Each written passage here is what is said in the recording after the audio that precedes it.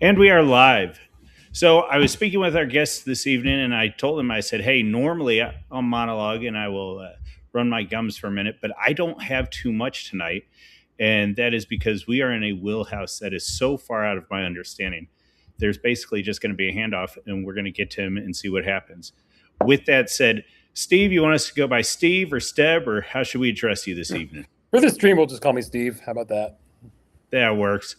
All right, sir. So you and I had been talking there for, I don't know, we'll say a few weeks, and figured this out. And originally, we were just talking about different things you come on and talk about. I can't even remember what the first subject was we had talked about, but then over the course of conversation, you said, "Hey, I know a little bit about political consulting. So why don't you introduce us to yourself, and then jump into our topic tonight, and we'll just go from there." Sure. Well, I am a senior strategist at I'll call it a small to mid-sized consulting firm. We punch well above our weight, kind of like the U.S. Constitution, small but stout, right? Um, I'm referring to the ship, not the actual Constitution. But yeah, I've been doing this a long time. I started out just knocking doors, and the best way I can describe it is a lot of you have already kind of dipped into political consulting without knowing. I really tripped into this career. I started knocking doors at age 18 for my mayor, and I got more jobs after that, and little incremental peaks into the how the higher orders of campaigning work, and eventually I made it to being a consultant, which is more or less a marketing strategist for a campaign. A lot of what we do is not like backroom deal stuff. Of course, that is part of it. I mean, on occasion, but but most of it is creating and executing marketing plans for different candidates. And it really, again, it begins learning promotion door to door, voter behavior, um, and just the overall forefront of discourse. Very good. Yeah. So I set it up in the thumbnail. I wasn't exactly sure which way we should go. Is so goofing around. I did the sort of master puppets, and then Eddie controlling the devil, because at least in my world, are you guys more of a Vanguard? Are you a little bit power behind the throne advisory role, or do neither of those apply? Are you something completely different? That's a very good question. Well, it depends on the consultant, right? There's all sorts of consultants out there, but generally speaking, we have an advisory role. The client takes or leaves our advice. That said, though, if you end up in the higher echelons, and by that I mean the highest echelons I'll probably never get to. We're talking like the Karl Roves of the world. What's the name of the guy? Good gravy. He's slipping my mind. James Carville is a force in and of himself. I would Kushner. Kushner, not quite there. Right. Who else? I mean, Kushner might do some political Dude, consulting. Carville is a name I have not heard in a minute. Oh yeah. He's generally considered like one of those bipartisan types that even Republicans tend to model their careers after. I've met some huge Carville fans just from a tactical standpoint. They admire what he did for Yes. Clinton back in the day. Yep. But going back to your question, mostly it's an advisory role. Again, the best way to summarize it is we start out as marketers for different clients and whatnot. And of course, if you have a presidential candidate, generally speaking, you've been with that presidential candidate a while, and they are willing then to entrust you with all sorts of other secrets and kind of use you as their bag man if you do get that high. But for the most part, I work a bunch of legislative races, and and what I generally do is I advise the candidate on how they should annoy you, basically. If you've received a text message, if you see an ad, I write a lot of mainly digital ads. Not all of our ads go to cable. Cable is becoming more and more rare simply because it's expensive. And you really can't like take a list of voters and then target that list of voters with cable. It's more splash. Sure. Now, to get into the weeds just a touch, is cable becoming more expensive in that it's actually more expensive for you guys, or is it more expensive per head because there's less people watching cable, or how's that working? Cable's always been more expensive, even back in the day when it was at its height. That's a very good question. I've never asked it. I'll ask our cable guy, but yeah, no, that generally it's more expensive just because getting ads placed is very expensive in and of itself. Like, especially if you want to get on, we'll call it like a spot on Tucker Carlson back in the day. I'm becoming a boomer here. Or I guess tonight, if you want to get a spot on Sean Hannity, I think he's on right now. Any Fox program, that's another good example, or One American News, and that might be a little less expensive. It's generally gauged by audience size and general ratings, and those are often determined by what the boomers are watching. That's the reason for all these boomer references. Sure. So, I mean, really, are the boomers still the strongest single political cohort? Do you see the most engagement? Do you see the most funding dollars? Is that the target audience? Or are you already starting to see a shift into younger demographics? Obviously, we could break up by any cohort, but I'm just curious, what is the one that, going back to that idea of punching above your weight class, what is the one that just pays dividends? Great question. So if I'm going to break it up by generation, older voters, we're talking uh, early Gen X to late boomer. Those are usually the core voting demographics, particularly in the primary. So my message to all of you Gen Zers out there, all you millennials, is the crown is in the gutter, my friends. If you want to make a splash, now's the time to do it. Yeah, no. When I do targeting for votes, it's normally to the boomers, because you, generally speaking, only target to likely voters. Otherwise, you're wasting your money. That Yes. said, though, for every election, I do tend to use databases to determine. For example, I'll look at who registered between December and, we'll call it, April this year for my June primaries. Right, those people are more likely to vote simply because they just registered. And then after that, they'll likely drop off, right? A lot of those people are very young, or they're old and they moved into the district. So I explained this to a person running for mayor today. We have to be very exciting for this demographic when we send text messages out and whatnot. We cannot be safe with our language. So yes, there is that element to it where I assume, and I can verify that assumption in most cases, that the newly registered voter is younger, and then Sure. due to consumer data, figure out if they're likely to vote in a Republican primary. And that's where the fun stuff begins. That's what I normally get asked questions about, is the consumer data. Yeah.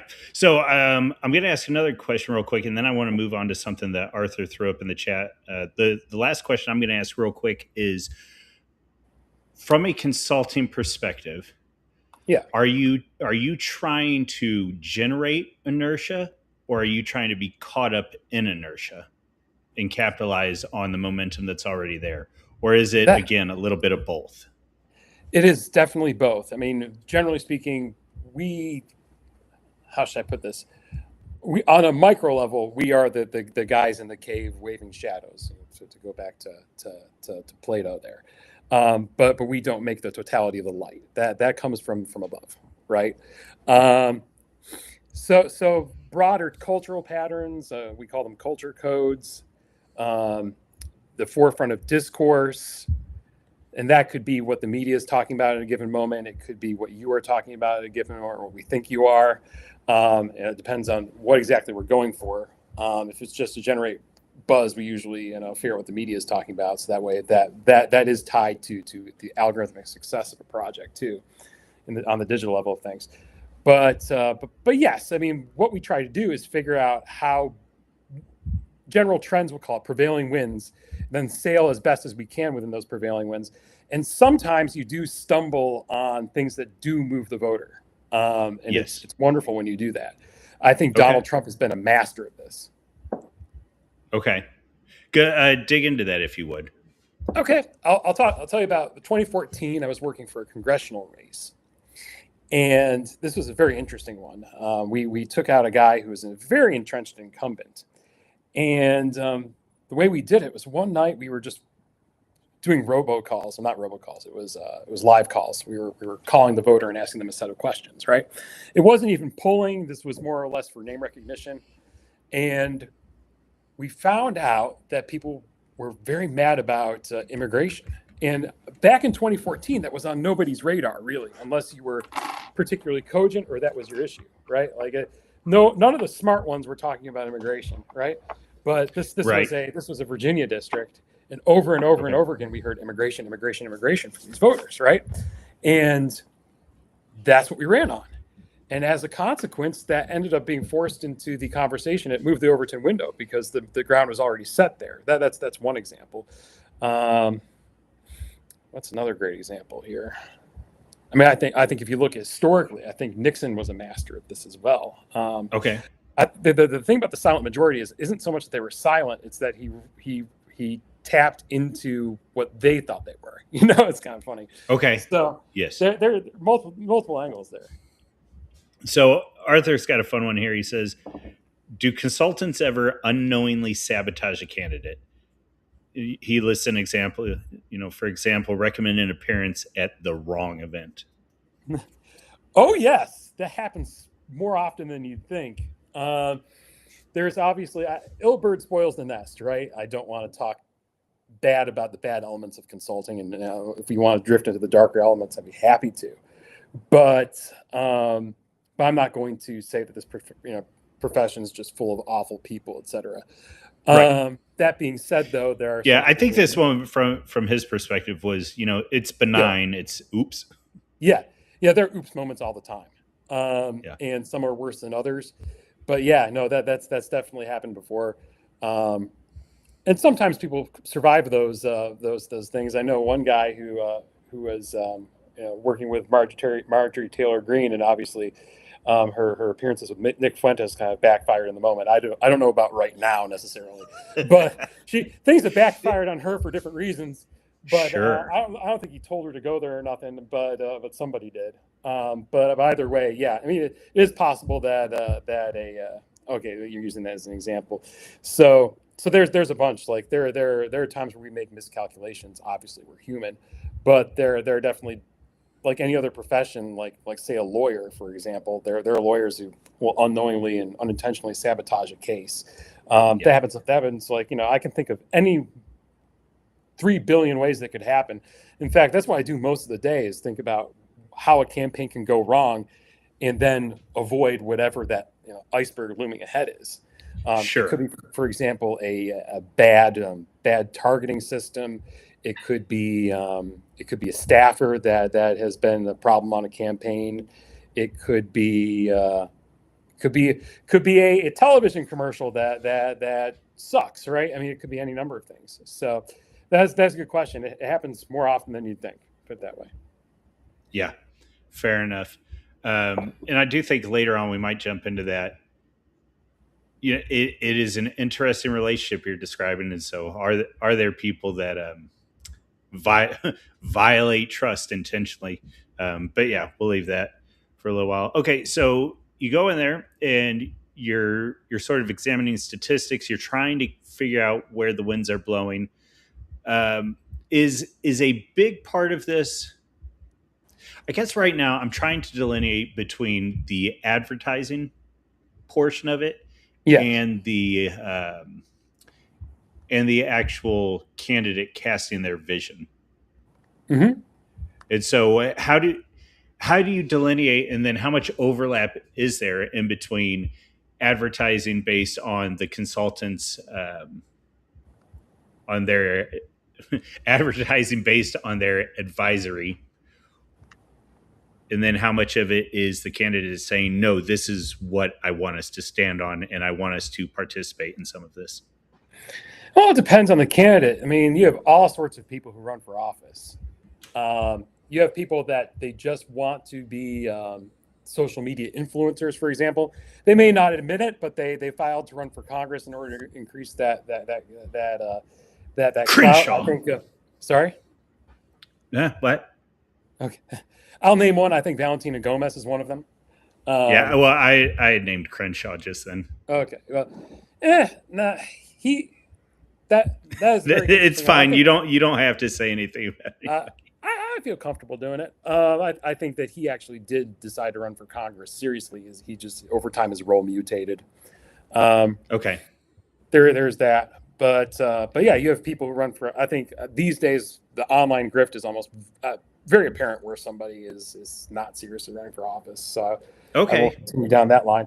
But there are people like that run for office. There are people that are Interesting. more ideologically inclined.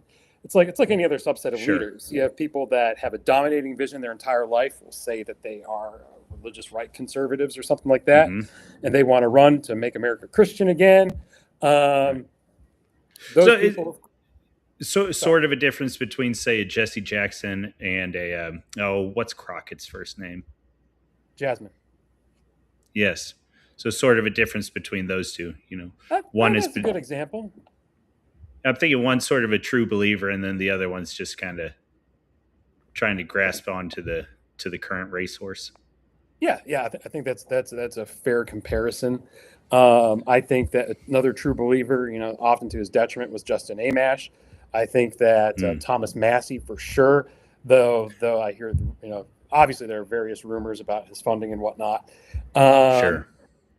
there, I think the Th- libertarians are often the cited example because they do put ideology over pragmatism. they are a funny example too. Yeah. Anyways. So there's them. Yeah. Pat Buchanan was certainly an example of that. And another class of person is they view it sort of as a retirement. I've often joked that Okay. my retirement plan is to run for city council and live off my saved money, that kind of deal. Yes. A lot that is not, but that is my running joke. But yeah, you see that fairly often where people will do that. Another species of candidate, I would say, is we'll call it the final broad category, is the serious leader. They've been doing things their entire life. These people are my favorite, the most legit. Like for example, Marine Corps colonel. It's one of my favorite Okay. clients I've ever had. A guy who was the military guys come to mind first because they're mission oriented Yes. and they view the office itself as an extension of that mission. Another guy I know was a Green Yeah. Beret. There are business people who they've done. Hold. Do we know who? Never mind. Never mind. Never mind. Yeah. Go on. Well, we are not going to dox me here. Nope. Nope. There's another one. Let's see here. There's the business type that they made all the money they could possibly want, and the campaign is their next the next way they're going to validate their lives, right?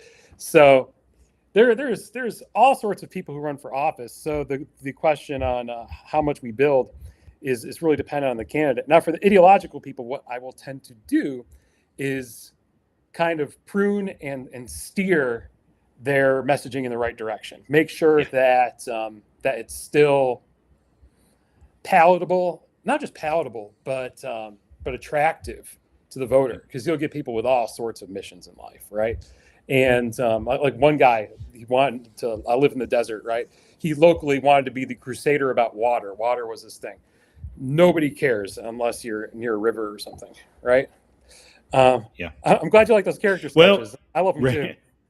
I would say ranchers in Montana and ranchers in general care about water, but Oh yes, no, that near the Mountain West is much more important. But in the Desert yes. West, my boss likes to say nobody gives a damn about water until it's not coming out of the faucet. So Yeah. if it's Fair in an enough. urban center near a lake that's drying up, like for example Las Vegas near Lake Mead or Lake Havasu City, for example, then yeah, the water becomes less of a political issue. Though it is important, people talk about it and whatnot. But yeah, he's like Jerry Jones. You're right. You're right. I would also say that Jerry Jones would be the guy who it's his retirement plan. I don't know if you want me reading these, or if you want me to let you No, read them. you're perfect. Yeah, if you see him pop up on the screen, that's fine. All All right. right. So as we're digging into this, here's one for you. What happens when you or let me walk it back. As I'm listening to you, you're having to build your for lack of a better word, you're having to build your product, you're having to build your campaign around that individual, around their Yeah. message, and about how to most successfully, frankly, get them to win. Yes, that's exactly right. That's exactly right. I Okay. like to So, liken it this way. yeah. I am like their offensive coordinator, right? Yes. I can't get out in the field and throw the ball for them, but I can help them sketch plays to get the ball downfield, right? Yeah. That's what I do. I can't put the pads on, but I can make sure that the guy with the pads does the best he possibly can. Perfect. So I have two questions running into that. The first one's going to be, what happens when you get a Kucinich, a Dagum Nick Fuentes, a David Duke, somebody whose message you just don't see hitting, either whether it's the time they're in, whether it is their constituency or whatever. You just say, "Look, man, you don't have a chance right now." What do you do about that? Or do you just take them on and say, "We're going to do the best we can"? Generally, you take them on. It's like the Charlie Brown Christmas tree. You try and dress it up as best you can and hope that the voter likes it. I mean, for some people, right? Again, it depends on the level. The people that you're talking about, like if they're running for Congress or something, all bets are off, basically. But if they're running for something at the local level, and I'm going to pick a far left loonish example here. We'll say like young Bernie Sanders, if he's Yeah. socialist and he's running for mayor of whatever, then I assume my counterpart in the Democratic Party be like, okay, for this, this is a local campaign. We can talk a bit about national issues, or frame rather the local issues as national issues. That's fine. People speak in national language. I understand that, but we have to tell people about the part of your agenda that they care most about. So that does not mean we go and talk about gun door-to-door gun collection or something like that. That's generally how you wrangle those guys. Or if they're particularly compliant, you go back to what you were talking about, where do we craft the vision for the entire campaign? Yes, sometimes we do. Sometimes somebody like, look, you have my X account. You know that I could never run for public office openly. I would lean on my consultant to create that vision for me, right? From that standpoint. There's lots of people out there like that, where they're like, okay, I know I could never get elected with my viewpoints, like legalizing dueling or whatever. The voters are never going to go for that. So Yes. You just tell me what they care about based on your data and whatnot, and we'll move the ball downfield. Very cool. Very cool. All right, so here's a $1 million question, and this one, go with it where you're comfortable with it. You get a candidate, or okay, the picking. I'm assuming that candidates come to you, or do you guys actually have to pitch to somebody's coming up and you're like, hey, let me pitch it to this candidate? Both and. Okay. Our company has a decent sized sales department, so there's that element to it. Yes, but generally speaking, the higher end clients will. A Vivek question. Ooh, that's going to be fun. Generally speaking, for higher end consultants, which my boss I would say is, they come to him and they establish that professional relationship. Generally, in states that you're already active. For us, it's mostly Western states. But yes, no, you do a lot of outreach. That's how you sometimes find the undiscovered gems. Actually, there's some people out there that considered running for office and posted about social media, and somehow they end up in Salesforce or whatever, and they didn't give it another thought, right? Like we'll say Arthur in Texas here says, "Hey, I want to run," right? And then for some reason his social media handle correlates with a phone call. It's scary, the level of data that they have out there, right? But then he gets a call. Hey, Arthur, I hear that you're looking to run for office, right? Why don't you make that dream a reality? And sometimes we find some of our best people that way, and it takes a while for them to rise to the national level, and sometimes it takes them running a few times to learn their lesson. But those are generally very interesting campaigns. Well, I would imagine, because I know folks that have grown up saying they were going to get into politics. And what did they do? They went out, and if they didn't go to Ivy League, they went to Ivy League adjacent. And then what did they become? They became a lawyer. Then they worked as a staffer for who knows how long. And all of this is because they're focused on jumping into politics. And to be quite frank, I don't like those people. On the other hand, if you've lived an interesting life and then somebody says, hey, maybe you should run.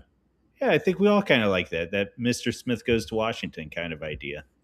I found that for a lot of people, a lot of the successful politicians I work with, running for office, the idea of it is more or less a subroutine that goes on in the background during their professional life. A lot of them don't build their lives around it. The ones who do, they're so transparent. And quite frankly, not interested in working. They think it's all going to come to them because they're such a great person. Those Okay. people are becoming more and more rare. I think largely because the central institutions of this country, like the Ivy League and whatnot, they're becoming less important. So as that Yes. happens, that and the political party itself, like the Republican and Democrat, doesn't matter. The central political party is getting less important as well. That has been that way for decades. Yeah. So what are you guys doing with that as you're seeing the institutions of learning start to change and mean less, and then you're seeing actual party affiliation mean less? Are you having to become more personal in your framework and in your platforms? How are you guys adjusting to that? Well, thankfully, micro targeting has had a way around that where we Okay. are able to, and this is again going back to that scary thing. I can find, we'll call it the top Trump supporters in the district, regardless of party affiliation. And largely, databases get that from people who go online, they talk about Trump, or they figure out some weird like line item will say that if you buy a Toyota Tundra in the year 2023, you're more likely to be a Trump supporter. It is absolutely Yeah. bizarre, Right. but these things go together. It's kind of like how twins end up having the same profession, right?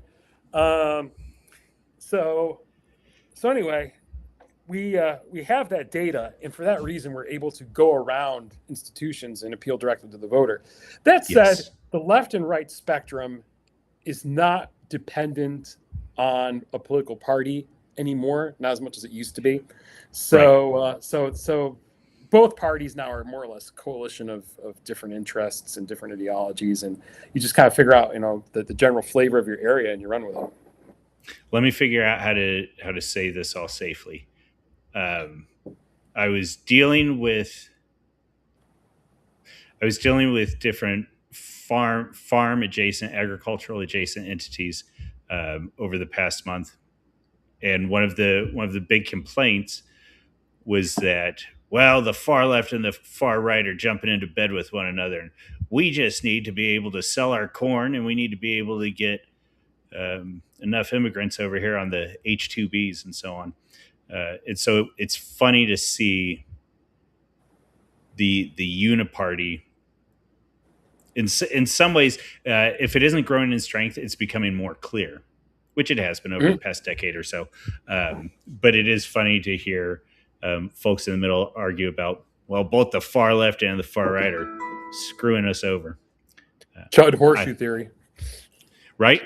Oh yeah, Yeah. yeah, embraced completely. Okay, so let's deal with what Arthur had up there, and then I'm gonna go in a different direction. He says Vivek Ramaswamy is just a flashier Bobby Jindal, and he follows up saying that he imagines he's a consulting nightmare.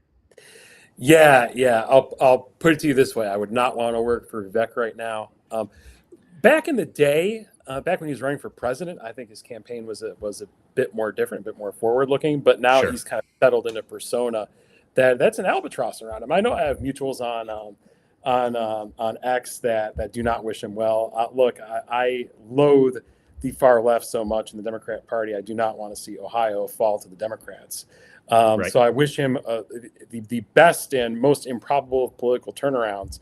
But it's very clear to me that he's married to like this 90s smart guy persona that he really needs to get off of, which is funny since he, criticizes Saved by the Bell and whatnot. But he's married to Well, it. Bizarre. and so we won't dig into it too much, but I'll tell you, I think what pisses me off more than anything is how he can walk around Texas wearing some big Lone Star cowboy hat and, oh, I'm Texas, and then act like he's going to run for Ohio. It just, yeah, It that was it that was and definitely flat-footed. that's such a clash of cultures. What's that? It was definitely flat-footed. You do have people Yeah, that are able to switch culture codes really quick and actually do quite well in a we'll call it a diverse district or a diverse sure. audience, but often you need to be Marco Rubio. Basically, Rubio is actually very good at doing that, Okay. whereas somebody like Vivek sucks at it. Yeah, Um, Somebody like, for example, I Hillary know Clinton. Hillary Clinton tried Yeah, to do it. yeah, she tried to do it, but it was an epic fail. I think Kamala Harris was the exact same way. Hmm. But yeah, good question overall. Vivek is not one of my favorites out there, but again, I hope he turns it around for his gubernatorial run. I don't want to see the Democrats win. Yeah. Um, mm, I'm always fighting. I'm always fighting my accelerationist. I totally get it. Totally get it. Yep. Very good. Okay. So here's one for you. And I think this is sort of the meats and potatoes of it. Um, and you could go with this where you want to. How in the world do you ever deal with, is there any sort of fifth amendment type idea where it's like, look, I am just not a good fit for this candidate? I am telling you right now, we are so far apart. Or is it as professional? Is it professional enough where you could say, yeah, I'm just running numbers, and this person can run on whatever platform they've got. I'm just trying to make sure that the the tracks are greased, That is a good question. So and there's only go with it where you want to. there's two answers to that. First, Yeah. in my case, I am not the proprietor of the firm, so I cannot make those decisions. I have to take the best I can get and run with it.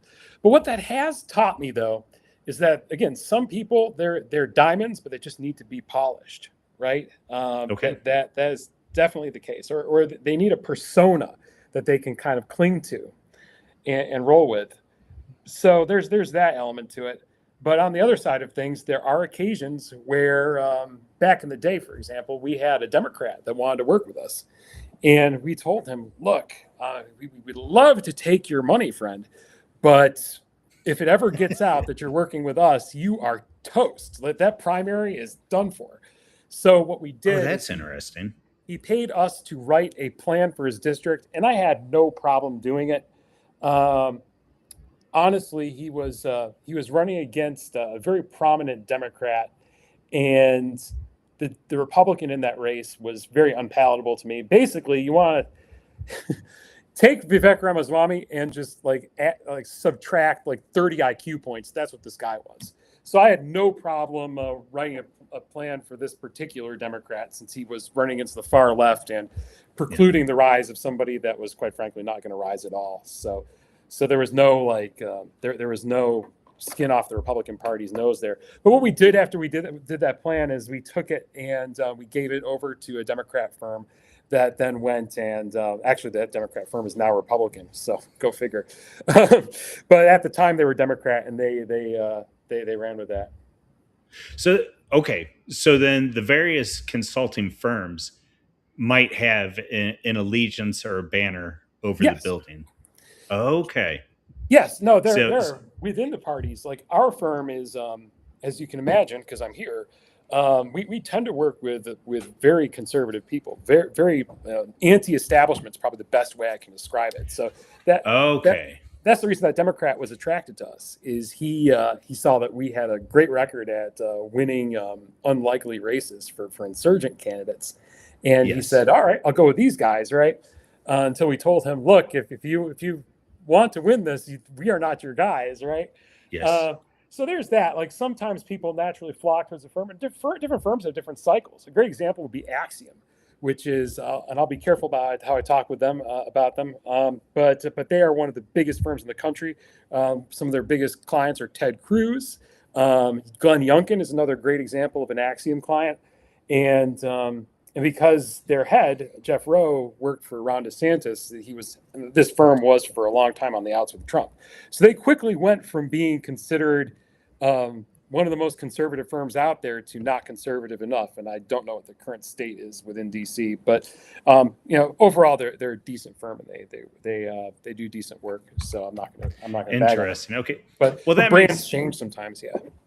yeah, that makes it a lot more clear too, because I just assumed that consulting firms would work for whomever. So when you said that you had told the candidate, you don't want to be working with us, assuming people find out. Okay, that makes a lot more sense now. There's a whole spectrum, a whole constellation of firms out there that are better Sure. fits. Yeah, it's like there's some people who are going back to people unintentionally sabotage campaigns. There are some people who are blithering idiots that get clients over and over again because their personalities jive well with that person, and that person Yes. isn't in and of themselves strong enough to where they get elected despite what the consultant does for them. So Yeah. Well, I'm thinking they talked about Ramaswamy being a consulting nightmare. Um, the one that I'm thinking that's interesting is a character. Duck on it.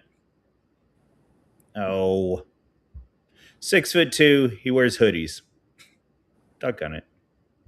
Well, Fetterman? Thank No. you. There. Yeah, right. So Fetterman, I'm thinking like I don't know that he's a consulting nightmare, but it is a question sometimes. Like, man, how much of this is just you, the character, and how much of it is somebody being like, yeah, go for it.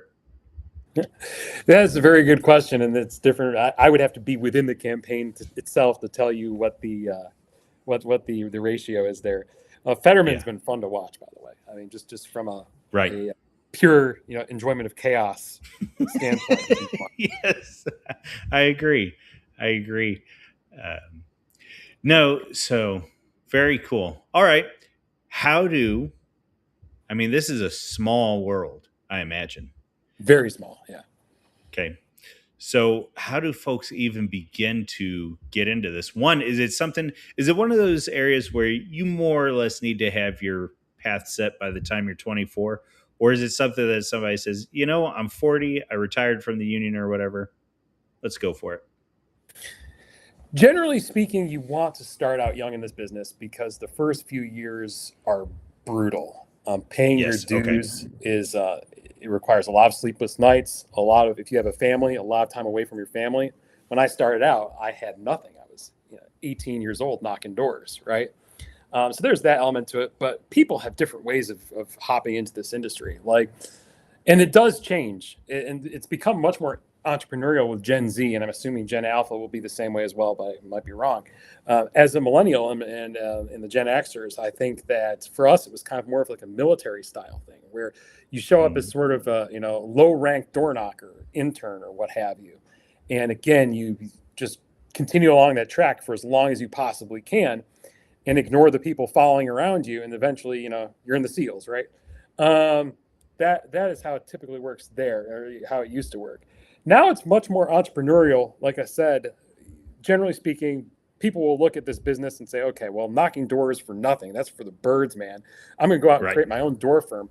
And thankfully, for them at least, the age of the people who volunteer to go door to door, for example, they're on the outs, right?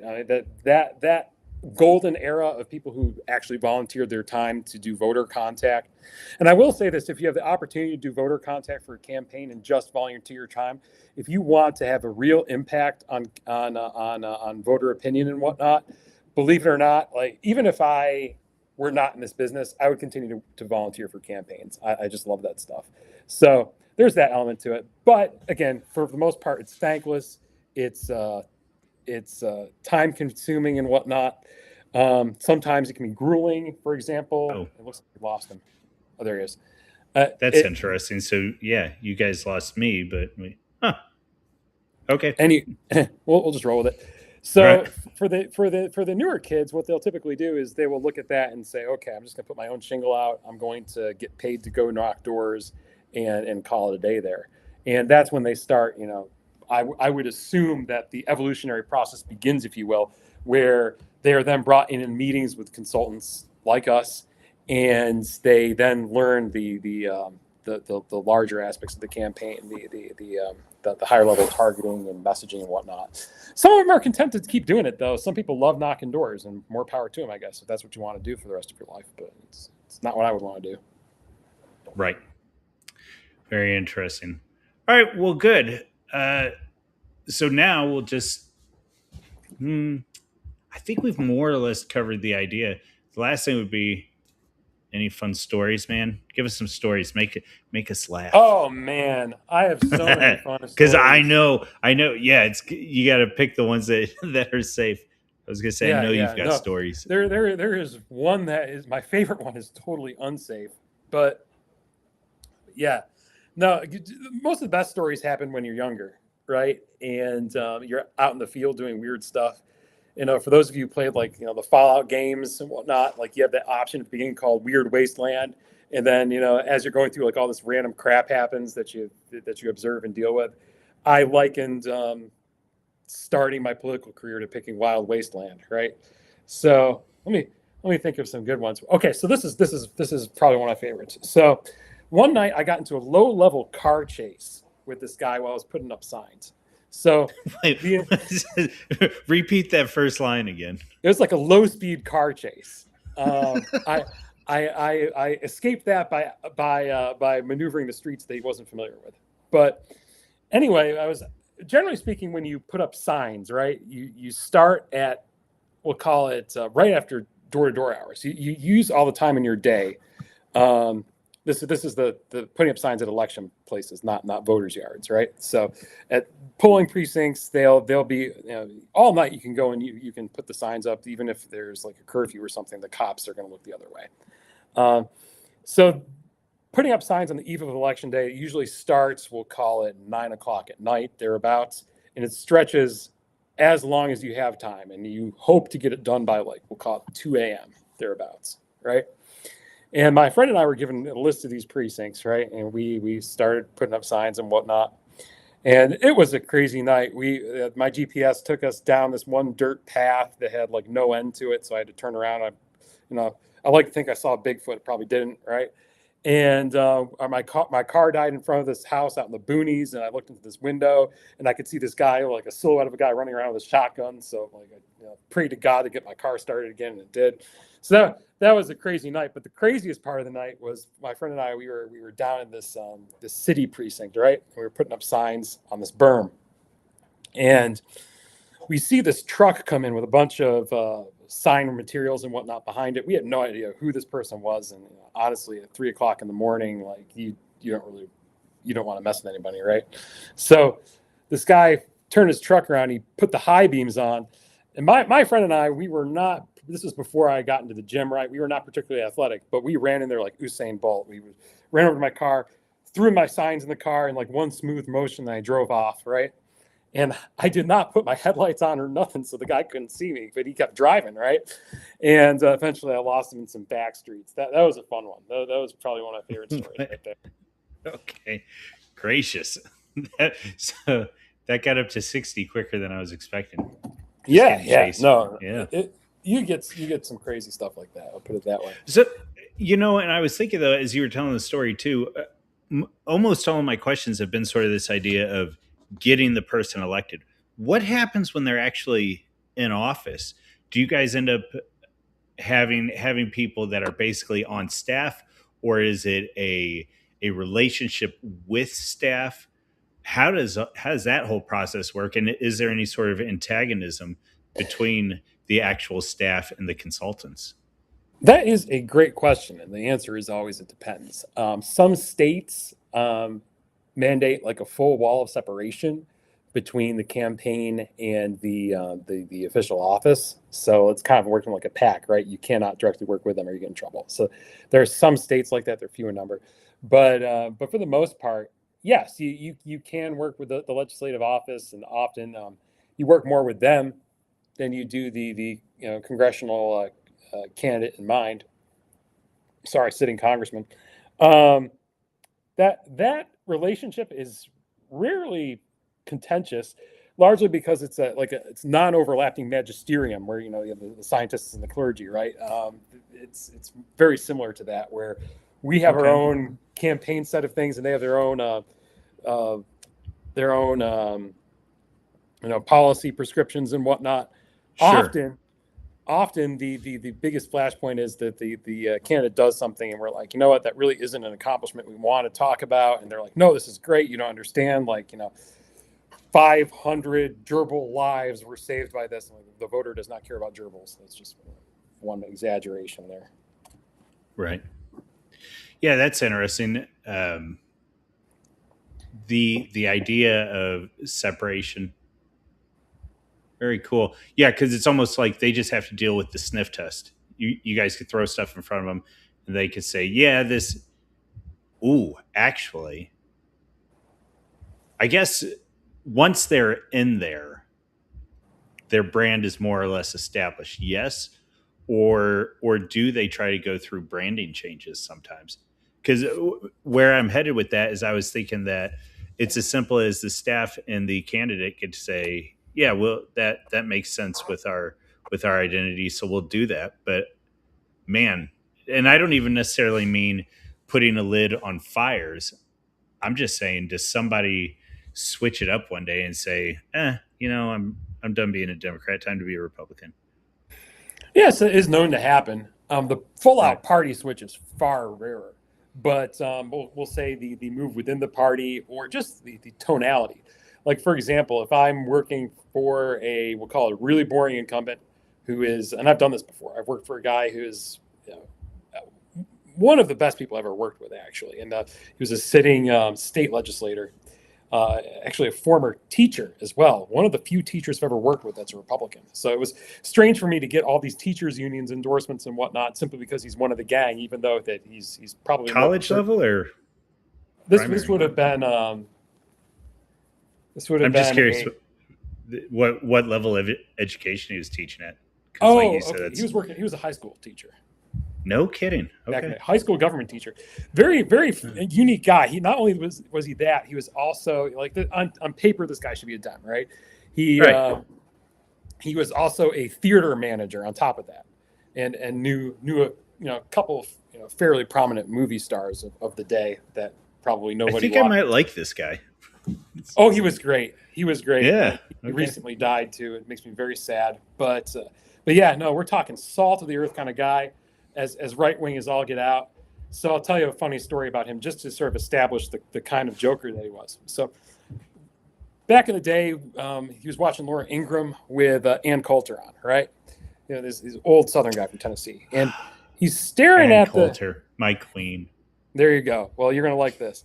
So he's staring at the screen. They're talking about immigration, whatnot, and I'm coming in. I'm looking at him. He's staring hard at the screen, right? And I'm thinking, man, deep thoughts are being had. I'm like, hey, what's going on? What are they talking about? What are you thinking? He looks up at me straight in the eye and says, I'd like to see them both naked. Anyway, I had to, for that, kind of going back to your question, I had to bring this candidate out during the campaign. Okay. For most of the time, he was this, again, sort of staid, boring guy. At that time, he had been one of the longest serving members of that state house, right? But the district had gone blue underneath him. Like, we're talking about like 10 points. So we had to make him more exciting really quick. I'll put it that way. So that does happen where you have to kind of switch horses midstream. But if it's working, if your brand is okay and your district doesn't switch between you, or if you're, say, relocated to a more favorable district, then you don't have to worry about that. Yeah. So, man, just listening to you again, it's interesting too. I'm thinking this stuff is coming from the candidate, and it is to some small degree, right? You gotta have some sort of palette to work with, but then it's also you guys being like, man, if we want to keep you in here doing stuff, we got to switch it up. Yeah, and then to a degree, they realize that. I mean, candidates, most of them aren't morons. Of course, there are morons, but. Sure. But he brought me on simply because he wanted something more exciting. He wanted somebody younger with still with a decent level of experience on that campaign to give it what it needed, give it the caffeine it needed. But but yeah, no, he's an interesting cat. Oh man, that's wild. All right, very good. Let's see. Well, I think that's about all I had on my end. When you want to do a little prognostication, I'd be happy to do that. Well, it is as much as you are comfortable with. I have tried tonight to make sure we didn't go too far into too dark of depths. Okay, that's fine. I'll just kind of kick it off here. I think I get asked this question all the time, and thankfully my answer is always very truthful in that I am not paid to tell you if the Republicans will win in November. Right? I can look at the different races across the country and kind of come up with a composite argument and whatnot. I can look at polling and whatnot, but I can't. It's like asking somebody who's got their heads in the football stats again, who's going to win the Super Bowl like in the first week, right? Sure. And we are so far in campaign time. We are still an eternity away from election day. To where that's my biggest frustration. You go on X, right? And I'm very quiet about my profession on X for a number of reasons. I think most of it has to do with the fact I don't want to be like one of those historians that goes, historian here, da da da da. I don't want to be the person that like relies on their credentials for their argument, right? Sure. But I'll go on there and people are making, we're going to get crushed and this is why we're going to get Yeah. we're gonna win and this is why. You always have to look at where they're coming from. 9 times out of 10, they stand to benefit from making a prediction this early, and you can Hmm. safely sit it aside. So there's that element to it. But by and large, like if anybody tells you they know exactly what's going to happen, they're fools. This is why I've seen though since 2024, in that Republicans typically misuse the power they get, Yes. and so they disenfranchise their own people. So there's that element to it. And like I think for the most part, for many of my candidates, our message is, look, Congress is not moving as far and as fast on the Trump agenda as you would like. When I get up there, I'm going to be Trump's top guy, right? I'm going to move this thing downfield. So there's that element to it. But at the same time, Democrats have been awful about making their case to the American people. Yes. And largely it's because you can see that they're trying to put the woke away, but you really can't on that level. It's impossible. Are you Not when you familiar have. with Are you familiar with Helen Andrews? Yes, I am. Yeah. Okay. So yeah, her argument basically that we've reached the tipping point in certain career paths with the amount of women that are in certain career paths, and that is what's producing woke rather than an ideological bent. So it'll be interesting to see how that plays out. I know her big hobby horse sounds trite, and that's not what I'm trying to do. But one of the big ones that she mentions is the law profession, lawyers and judges. So it'll be curious to see how that affects things. It's that classic argument of whether culture drives politics or politics drives culture, and that's Mm. one element of it, right? You can make the argument that that's where wokeism comes from, and I get it, but at the same time, you have a very clear line of ideological lineage Hmm. to look at there. Um, that goes back to, I mean, you could argue centuries if you want to split hairs, right? But for our intents and purposes, post World War II, I think is when a lot of the trends that we see today have really Yeah. started. So Yep. so yeah, I mean, I think that she's onto something with that argument, but at the same time, as far as what I see in my profession, I think I see a lot of very clear ideological currents as well. Hmm. Yep. Very. Oh, that's curious. Yeah. So you guys will. It will be interesting to have a discussion with you in 20 years to say how did the different cultural movements shake out within the consulting world. I would What are what? love to have that conversation. That is a fascinating one. Yeah, Um, because it's a question of what did you guys see coming that the rest of folks didn't, and then it's also what did you guys think was going to have an impact that played out completely different than you had expected. that would be a very interesting conversation. I'll put it that way. Um, Right. as for what I like to do sometimes is sort of a mental exercise, right? In this, try to humble myself in the process, not play like the prophet in time, right? I like to Hmm. think, okay, if I lived, we'll say, back during the Nixon administration, right? And just looking at the headlines and whatnot, how much of today would I be able to reassemble? You know, how and Yeah. it's kind of like a game of cheat the prophet, as it were. I yeah, no, it's a good question for this particular era. So here's one for you, and you again, as has been the whole case, answer how you're comfortable. I am curious over the past say 15 years. Let's because we'll start with Ron Paul in 2008. So Oh, good one. actually, I guess we're uh, so that's where we'll start. But then yeah, we'll just say the past 15 because then we'll go back to his 2012 campaign or whatever. Um, you start having little echoes of isolationism, anti-war, sort of this anti-imperial right wing position. Yes. This by 2012, it's a big deal. On the floor, the RNC is changing things so Ron Paul can't get anywhere. this has grown beyond libertarianism. This has grown beyond a right wing standpoint to arguably that was one of the tenets of Trump getting elected. Mm-hmm. So I'm curious, do you see that staying a right wing position? And my goodness, is Trump playing with fire right now with what's going on with Iran? I'll put it to Just you this putting a way. box around Iran. Yeah, yeah. So this is just how I generally view it. When you look at polling and whatnot, it looks like the right of the party is very strongly behind the president. By the right, I Hmm. mean the broad right. Like we'll not the people on X, but we'll Right. say the mothers who go to church, the gun owner, Joe Yes. Schmo, basically. Those people tend to solidly support Trump, and I think they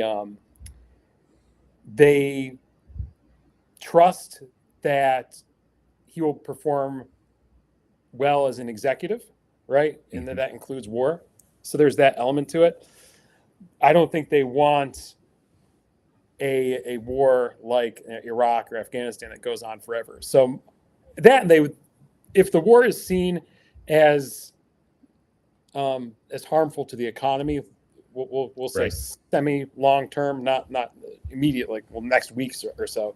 But I think if we're having this same conversation in a month, where we're looking at the gas prices either climbing or staying where they are right now, and the rest of inflation pacing with that, um, I think that you are going to see a deterioration for him, more or less.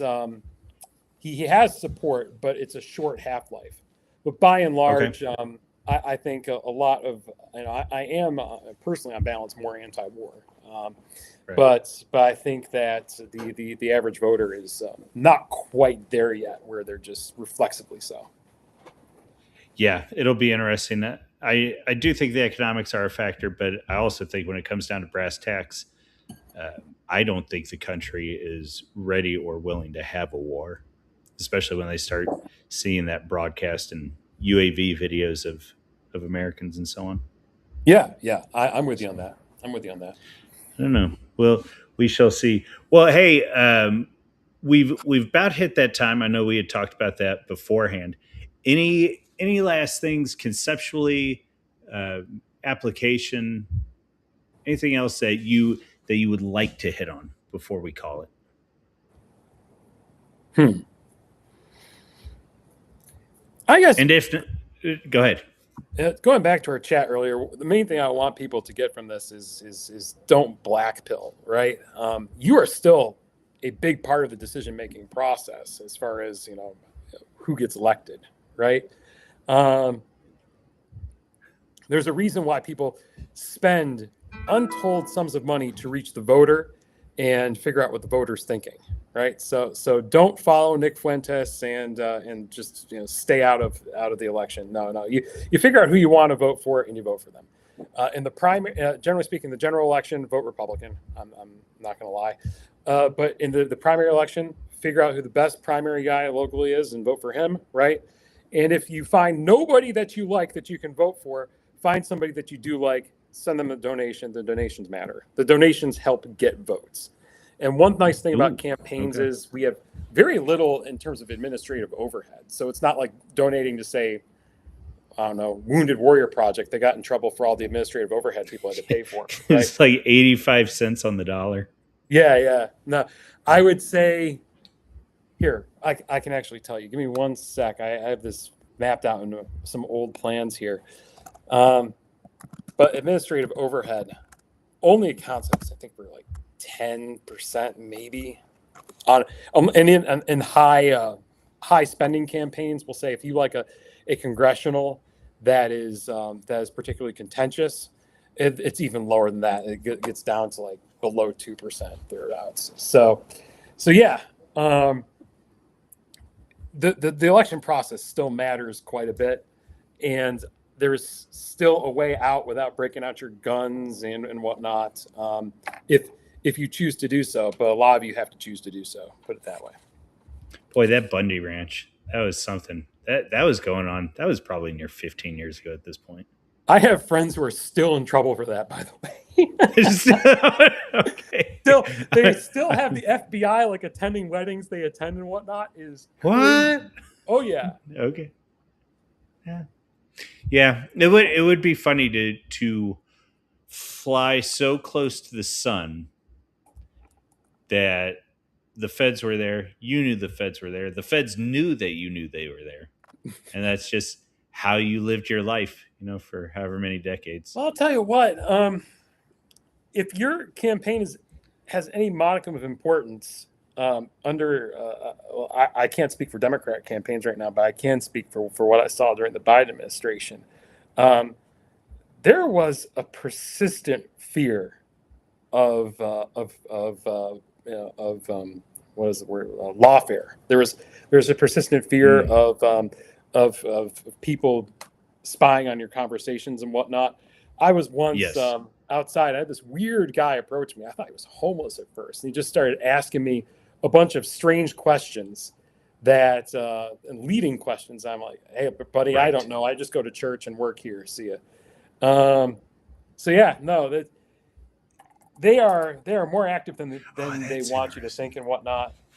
If you do anything of importance, I can guarantee you the deep state's in on it. But is what it is. This is something that I think has been this way for many a decade.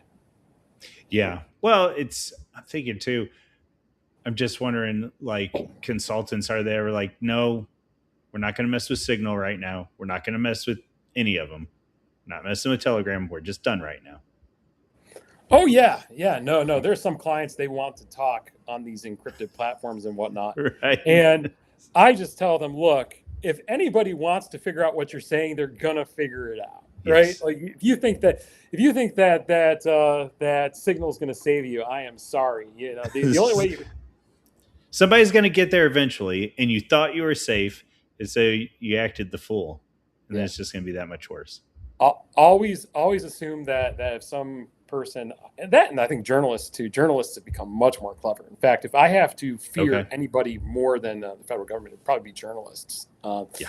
The non-lazy ones. It's a profession dominated by a lot of lazy people, but they're the ones that work. Oh. They are vindictive. They are vindictive. Oh, that is interesting. That is, yeah. I don't want to keep you too long, but man, that would be an interesting conversation to have because Yeah, there's because you've dealt with however many. I haven't how should I put this? Like I can tug on the string for a little while here. Okay. Um, by and large, we'll call it a friendly business arrangement. They want a good story, right? Yes. And so they're willing to help make that good story. Um, but they don't read. We'll say if you send them an email late on Friday, they're not gonna open their inbox, right? Okay. Most of them are like that. Um, so I don't mean I guess lazy relative to most people, but I mean lazy relative to us. We work. If I get an Yeah, email, and to their profession. yeah, yeah. Right. So there's that. Um, but as far as the vipers, as it were, those people, there's I a was gonna piece. say vindictive was a choice word. You got my ears to Yes, perk up. yes. No, what's awful about it is they. How should I put this? They view themselves as kind of like the righteous muckraker, right? They can Yes. do no Yep. wrong. Their political point of view is gospel. Ergo, anything they do from that perspective is wrong, or sorry, is right. Whereas political operatives like myself, we know what we are. Look, I exist to get Republicans elected, right? Or Hmm. my clients that are mostly Republicans, right? Yep. Um, what I do for my client is you know what it is, right? There's a bias to it, and a very very obvious bias. I like to think that we overlay that bias with the truth, right? We don't make baseless accusations. That the personas we create are an accurate reflection of the candidate to a reasonable degree. Um, but at the same time, I know what I am, right? Yeah. Um, what they will do is, it's typical of the left. And you get this with some right wing journalists too. I'm not going to name names here because I don't want to start a civil war with my firm if anybody were to figure out. But but you do have journalists and the equivalent now of influencers that they live to disrupt. They live to unearth like the worst things and needlessly make the process very dirty. So there's that. Yes. Very interesting. I tell you, you said different things, and then the big one that sort of tipped me off when you were talking about how your vote matters, your time matters. It will never happen because I'm not a big enough draw for him. But man, it would be interesting to have you in here talking with. Are you familiar with Al? What's his actual name? But academic agent is who I'm talking about. Um, Oh, I don't think you'd like me very much. yeah, are you aware of him? Yeah, I've listened to him on and off for years. I mostly Yes, listened to Parvini. There we go. Nima Parvini. yeah, I mostly stopped listening to him after he started getting into what's his name? Good gravy. That occultist from Italy. Good.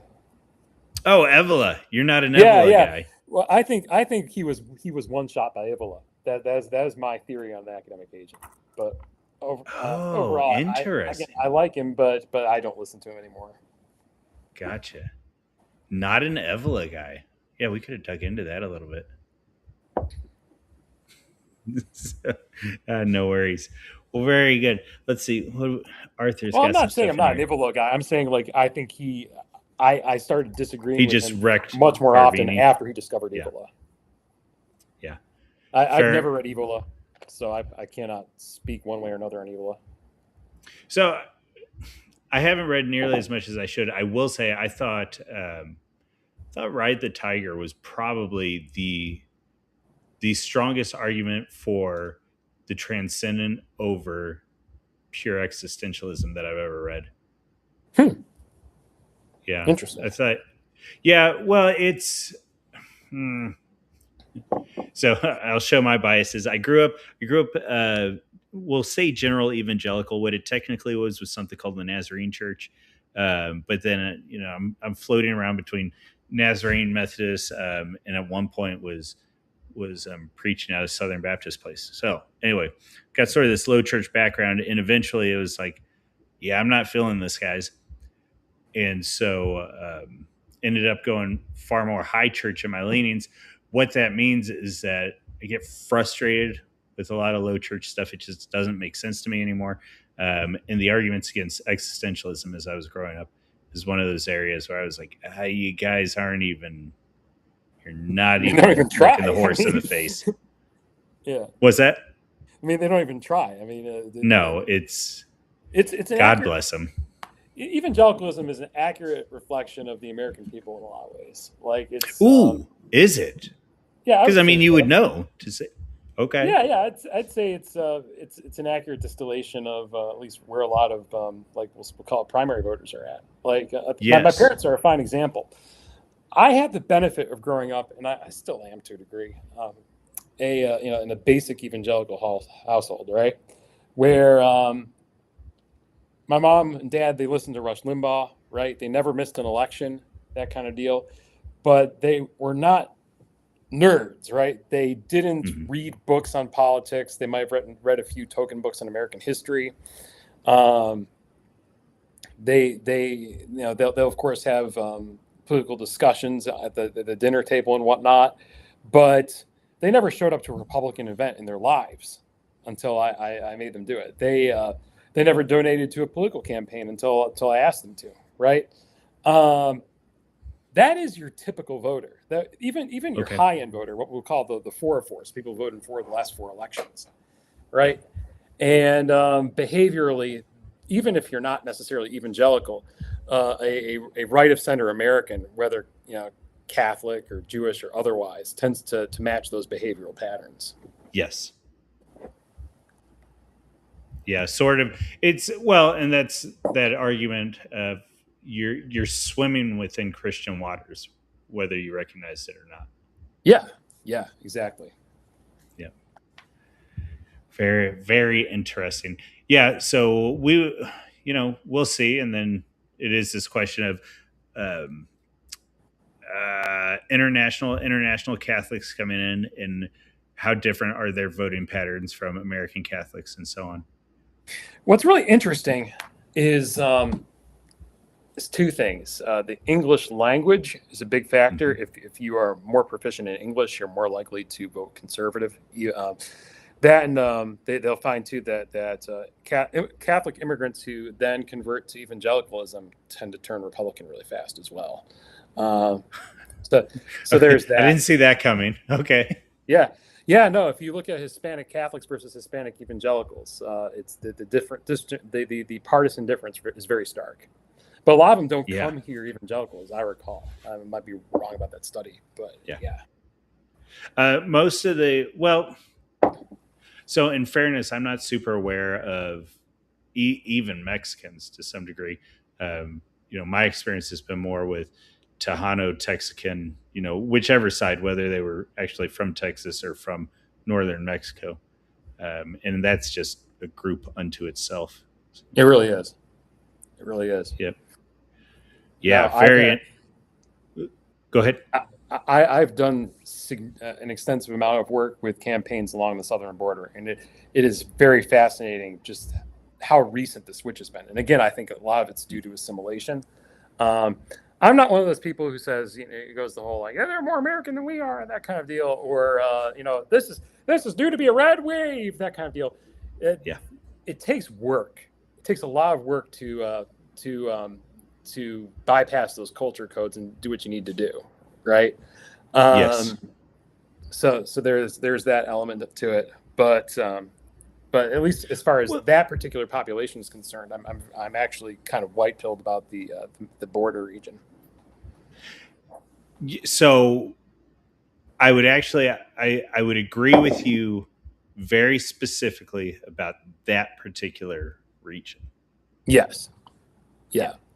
It's once we go beyond that, all bets are off. Yeah.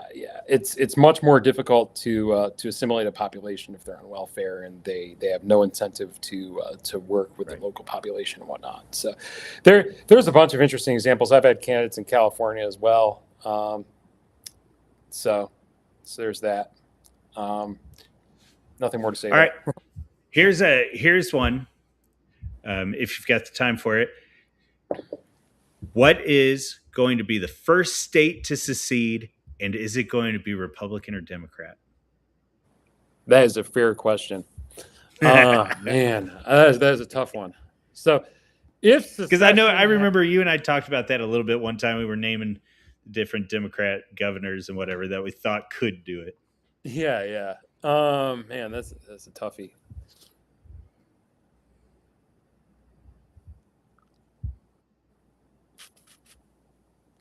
It's funny. I just said I'm white-pilled about the border region. My first thing about Pat Buchanan, who thought that Arizona would be the first to go. Okay. I don't entirely agree. I got to think about this. If you have an idea, pipe up. But I'm not quite certain. Got to think about it. Well, I think the ones that could do it, but probably would never do it, would be Pritzker, maybe Shapiro. And then the one that I could see flailing about and saying he would do it would be farts. Gavin? Bashir. No. I don't. I mean, Bashir will say that, but the population of Kentucky itself swings. I know they vote split ticket. They're like the last species of Southern Democrat. I'll put it that way. Right. But and that's Bashir would say he would do it on some sort of blue dog states' rights thing. Yeah.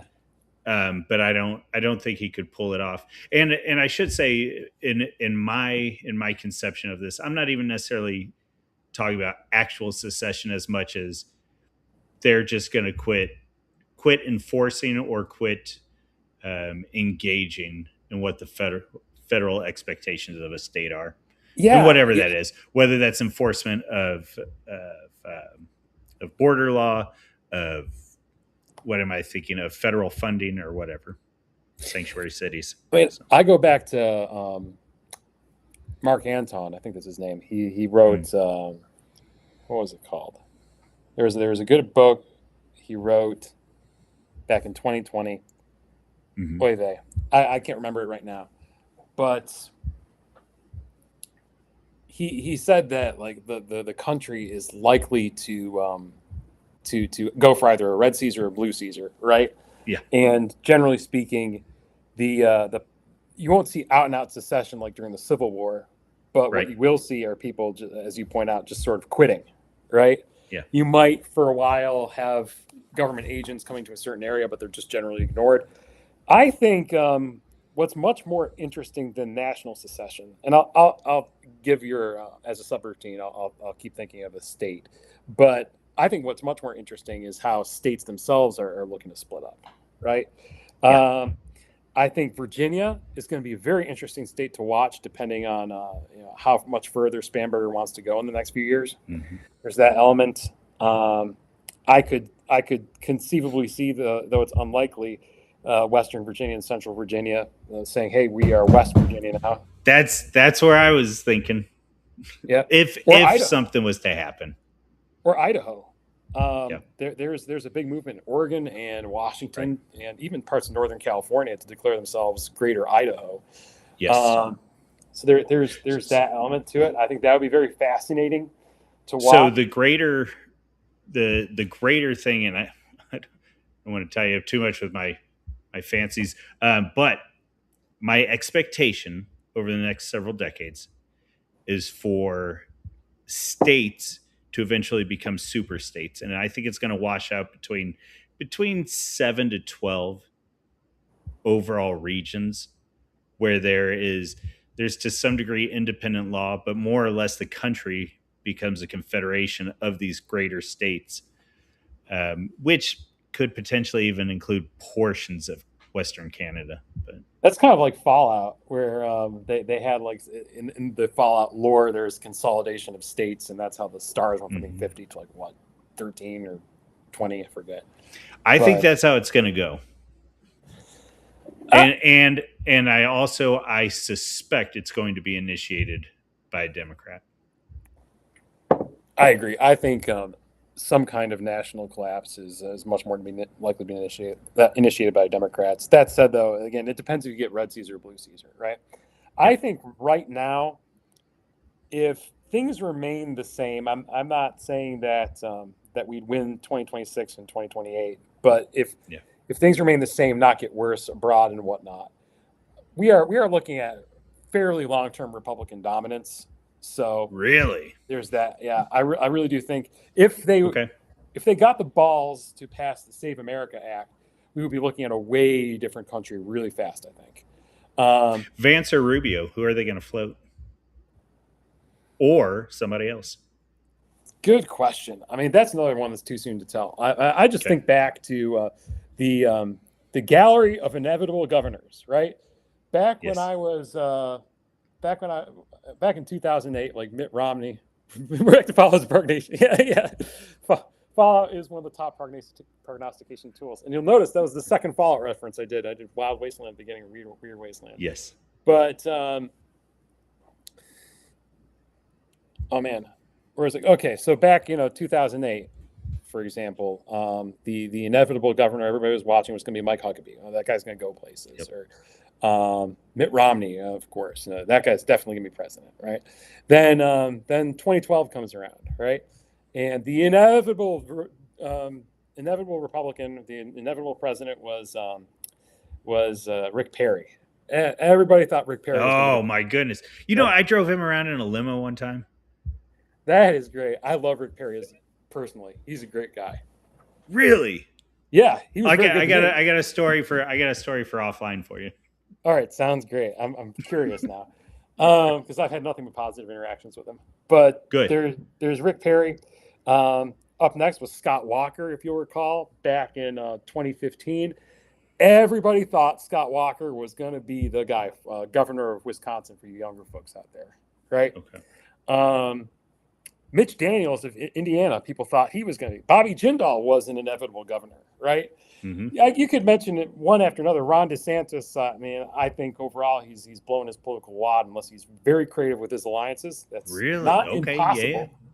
If, for example, he convinces the top of the ticket to bring him on, I don't think he'll convince Rubio because Rubio's already got Florida.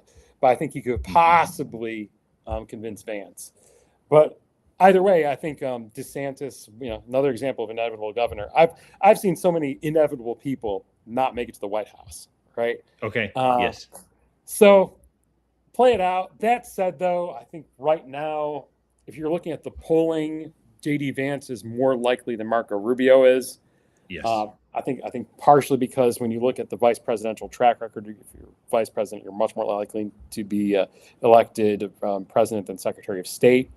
So there's that. But the dynamic is funny because I don't think Marco Rubio is going to settle for vice president, right?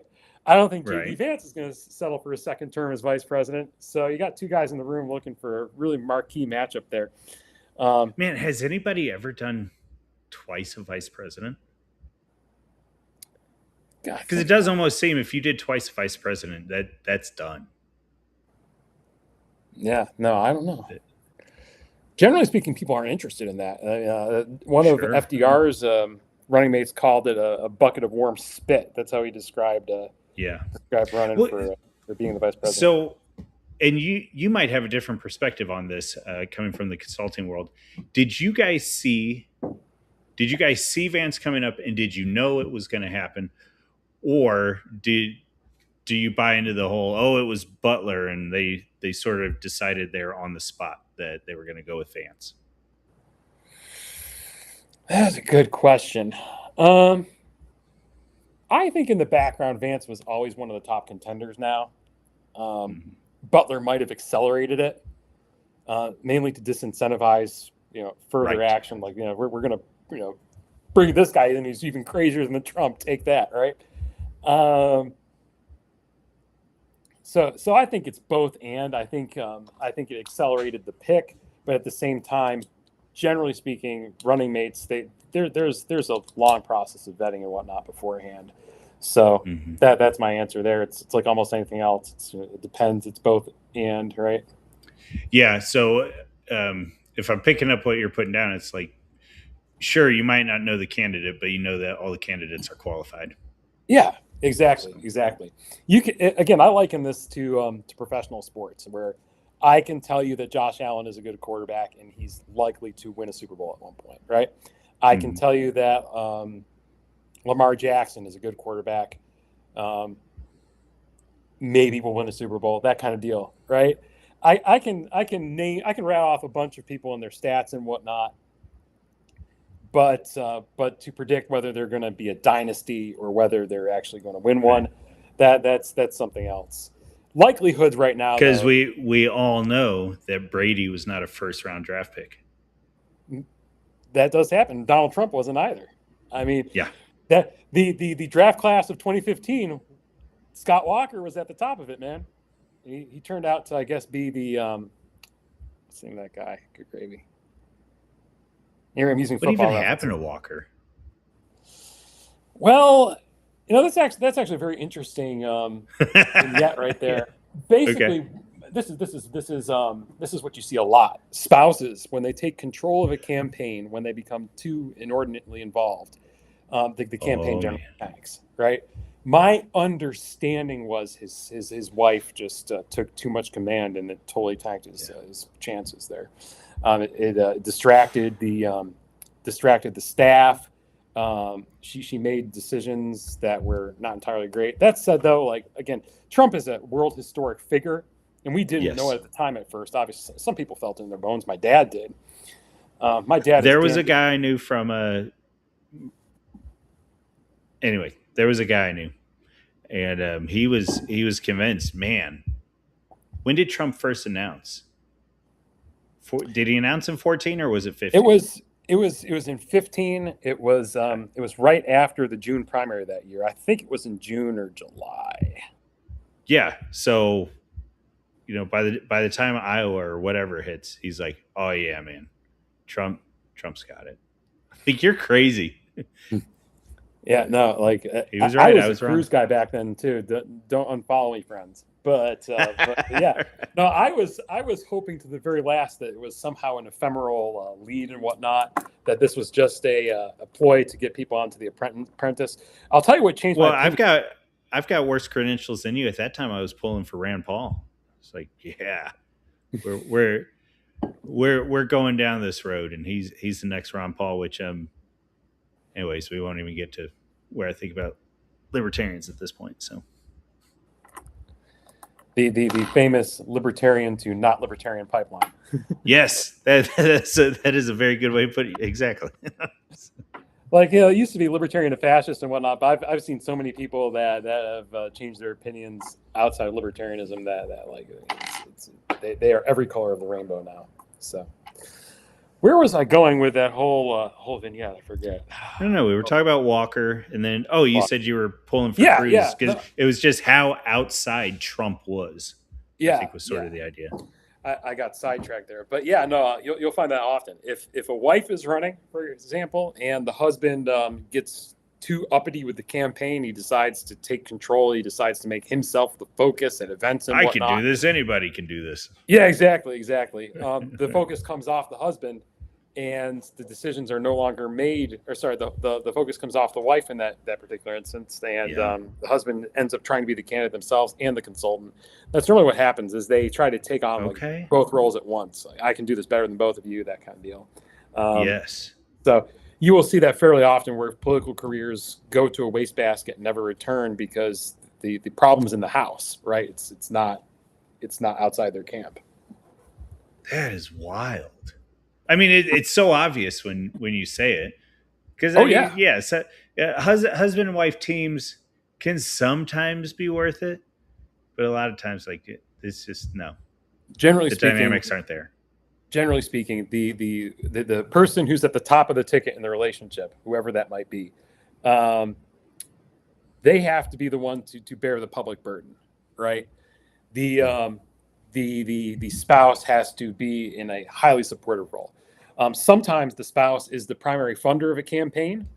But I had this one client in Virginia who's a longtime congressman. I'm probably doxing myself now, but he had a wife that was a very prominent local attorney, right? And she did a lot to help fund his race because you can give unlimited funds to your campaign, right? If you other people can't, but Okay. you can if you're within the family, right? No kid. Yeah. Yeah. Okay. If Yeah. if you, Mr. Panda, become independently wealthy, you can throw 2 million into your race if you want to, right? Okay. Um, Yeah. So sure, self-funded race. Yeah, Have no, at it. you can Okay. do it. You can do it. And in their case, she was the primary breadwinner. So we'd like to joke that, well, while she's hard at, working at home, he's out there gallivanting and socializing in D.C. What an asshole! We would make fun of him all the time for it. It was fun. Yeah. But often you will find the best campaign spouses. They're either bankrolling the campaign or they're just greatly supportive of the campaign, Yes. where Yep. where they are putting up signs, they're going door to door. Sometimes they're good at making fundraising calls. They're like the only people who can make fundraising calls for the candidate in most campaigns outside the candidate themselves. Yeah. Well, so here's one for you, and I'm curious from a kind of going back to that whole Carville idea and say that, like, man, you could still look at what he did and pull some tactics out of there, just pull uh, some efficiency and proficiency out of that. Mm-hmm. So, I'm curious if we go towards spouses, politicians, and whatnot. The name that's running through my head: did Michelle do a good job? Michelle Because Obama? it seems to me from what I remember that she probably did the best job, especially in that supportive role.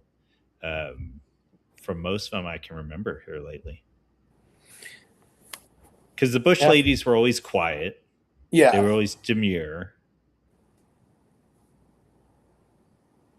and then Ivanka hasn't really gotten a shot, which isn't No. her fault. It just is what it is.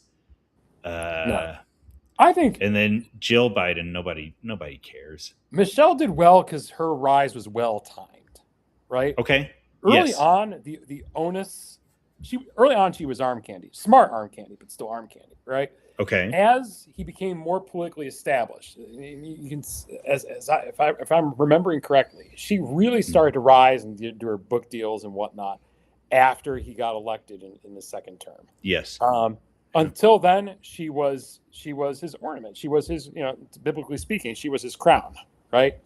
Yeah. Um, I would assume that in the background she played a hell of a personal supportive role.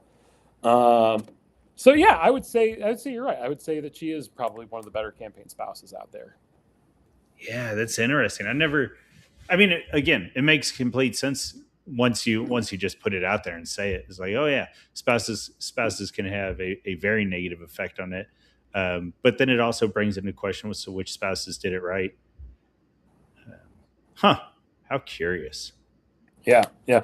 For every person like that, you have other examples like now Delegate Tom Garrett, who was the state senator Tom Garrett, and he had an interesting career trajectory. He was first state senator Tom Garrett, right? Became Congressman Tom Garrett of Virginia's, I think he's the fifth district, if I'm recalling correctly. And then he's now a delegate. I did not know this until very recently, right? And as I was just looking at, watching the Virginia bills roll through, right? Um, this guy, it's my understanding that a lot of the misuse of his staff, and don't quote me on this, was his wife. The more proven example was Bob McDonnell in also Virginia. He was the governor of Virginia. He got in big trouble for his wife, like accepting bribes and whatnot. Um, it was really bad, but he was one term, right? So it didn't really tank Hmm. his like every other Virginia governor. It didn't really tank Sure. his immediate political fortunes, but it did prevent him from becoming President Bob McDonnell, which was a real possibility at one point. He did a great Okay. job bringing in cities like Fairfax and Alexandria. I mean, cities we Hmm. consider completely out of reach now in Virginia. Yes. So Fair enough. there you go, a Oh, little crazy. vignette and campaign spouses. Even I didn't All think I'd be right. talking about that tonight. Right. Very good. Well, hey, you had promised an hour. I don't want to, take up too much of your time, but I do greatly appreciate it. So, where can people find you, and what what can they expect to see when they do find you? Well, right now, if you want to go follow me on X, my handle is at Steb, Stebvo. That's at Stebvo. Generally speaking, I don't talk a whole lot about electoral politics other than taking shots from the peanut gallery. Um, I will handicap races now and then, saying, okay, this person sucks, or clearly their political consultant staff is unknowingly sabotaging your campaign, like Arthur said. Uh, Yeah, I, that's man, that's a wild concept. again, like going back to it, like you have attorneys and you have doctors that botch surgery jobs and whatnot. So Sure. it's in every profession. Yeah. Um, anyway, yeah, you can follow me there. Most of what I talk about there is actually American history and whatnot. I like that. I'm your basic conservative Christian. I like Jesus. I like guns, and I like history. So if you like that kind of stuff, if that's your bag, follow me. Um, He I does quite like guns. one of my favorite pastimes. I like chess too, but I suck at it, so I don't talk about it as much. Um, I almost said something about it earlier, thinking, man, you got to be into chess to be into consulting You'd be because it surprised. A lot of people aren't. Again, it's a okay. marketing biz, but I'll tell you what. I use chess metaphors all the time with my clients, especially those who play. The just the concepts of tempo and material really do translate well into politics. Yeah. But yeah, no, that's been great. I'll open up a bit. I had a stroke about 2 years ago. Um, it's more like a year and a half, but soon it'll be 2 years ago. And Oh, I yeah. use the chess actually as a therapeutic tool for my brain. So I really wasn't into it all Okay. that long. Like a lot of people are chess people from childhood and whatnot. That's the reason why I suck. I mean, I learned it with half a brain tied behind my back. So there you go. Right. Oh man. Again, stuff we could talk about offline, but yeah, that it's good to have things that ground you bring it back. But then also from the consulting perspective, I'm thinking, man, just to even consider third and fourth order effects, like you're shooting into the wind and hoping that you got your aim right. There is an element of that for sure. Yeah. Thankfully, again, thanks to the honestly scary levels of information that data companies collect and whatnot, Yeah. there's a lot of guesswork that's removed now. But at the same time, that element will always exist, right? You're always going to wake up in the middle of the night and wonder, gosh, did I write this text message the right way? Did I advise the candidate to go to the right event? Sometimes you wake up thinking of old elections. Like there's this one in Arizona that I lost by like 0.2 percentage points. That one will keep you awake. Awful. Oof. Awful.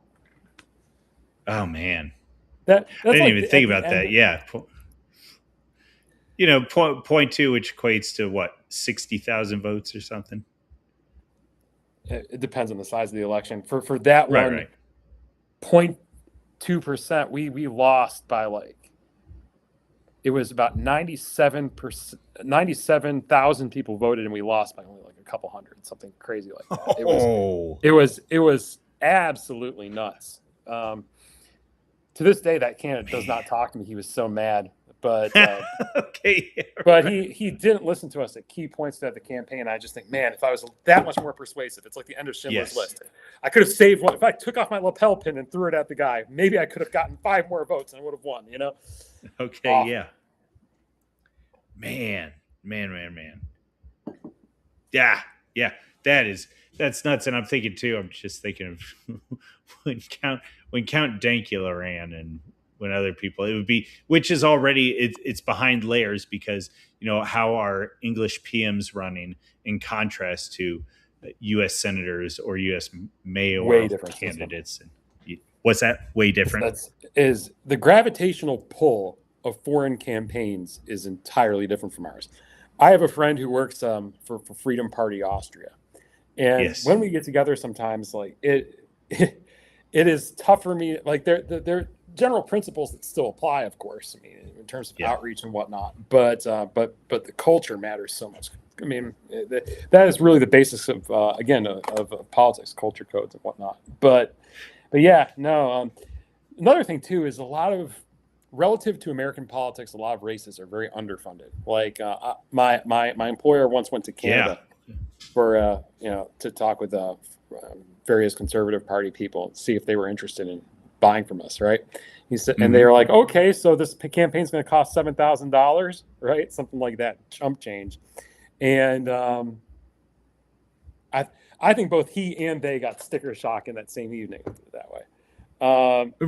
Right, from opposite sides. Yeah.